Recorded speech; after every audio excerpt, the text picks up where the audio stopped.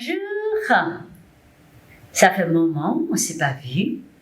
Dans notre chaîne de YouTube, nous avons fait plein de choses.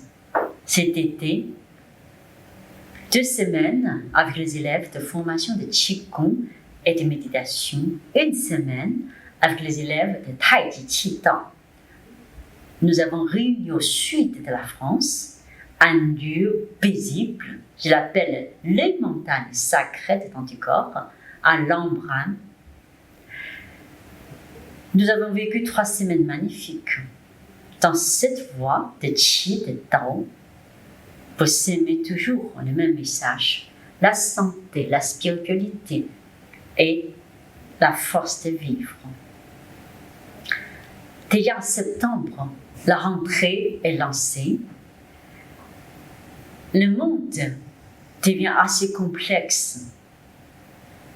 Depuis cette décision, on sait qu'il y a le pass sanitaire. Une partie des gens qui sont contre, ils sont pour, mais dans certains lieux publics, nous sommes obligés de l'accepter. Les questions et la confiance aujourd'hui, c'est pas on est d'accord ou pas d'accord. Je me suis dit qu'on respectait la pensée de chacun.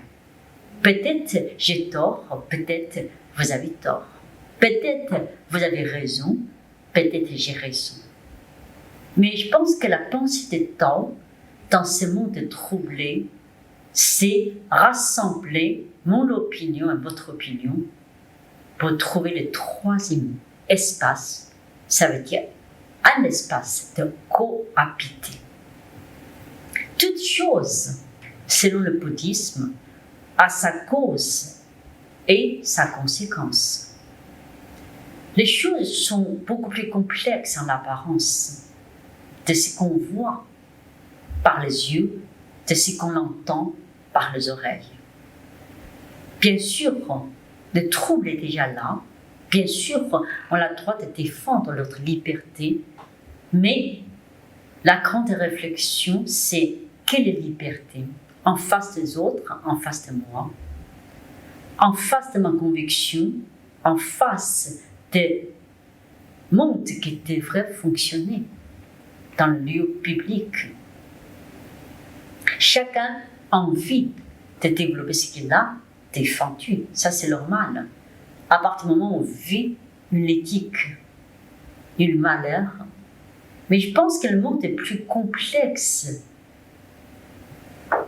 que nous exige une attitude beaucoup plus souple, beaucoup plus profonde, beaucoup plus complet. Nous devons, chacun de nous, peut-être, poser pour cohabiter.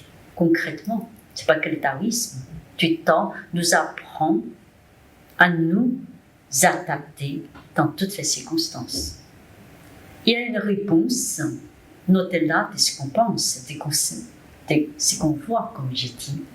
Il faut rester extrêmement calme et positif. Personne n'a enlevé notre passion de vivre, notre amour d'aimer et notre intention que le monde devienne meilleur et notre confiance aux autres. Tous ces mots constituent une attitude. Cette attitude est rester calme en face des tourbillons, rester tolérant, sans extrêmes, aussi sans jugement. Parfois, à force de défendre toujours notre propre opinion, on perd aussi notre vision. Chaque chose contient le yin et le yang.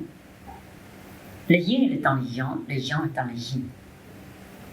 Le monde exige absolument l'harmonie des yin et yang pour avancer dans l'harmonie.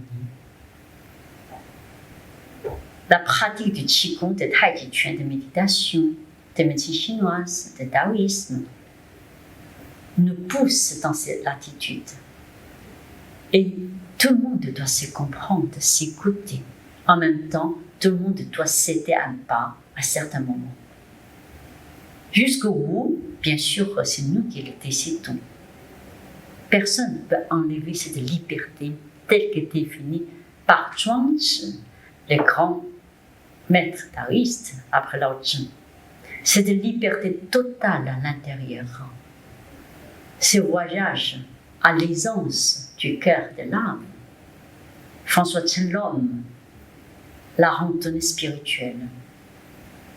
Et cette liberté, c'est en dehors de tous les systèmes et tout ce qui décide par l'extérieur.